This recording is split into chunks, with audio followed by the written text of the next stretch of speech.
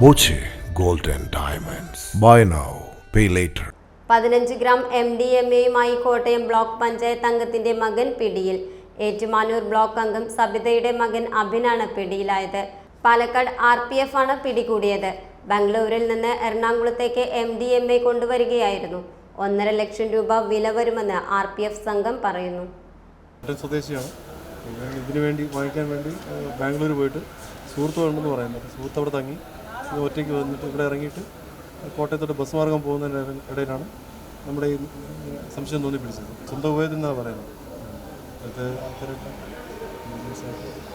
പഠിക്കുന്ന കുട്ടികളെല്ലാം സ്വന്തം ഉപയോഗത്തിനാണ് കാണുന്നത്. കാരണം നമ്മുടെ ഇവിടെ വിൽപ്പന ഇല്ല. കാരണം അന്യസംസ്ഥാനത്ത് പോയി വാങ്ങിച്ചിട്ട് സ്വന്തം ഉപയോഗത്തിനാണ്. സുഹൃത്ത് വലയങ്ങളിൽ ഇത് വ്യാപിക്കുന്നുണ്ട്. Time kids pre school, Mannanur road, Vaniyamkulam. .view news. കാഴ്ചകളാണ് ലോകം. കണ്ടു തുടങ്ങുക.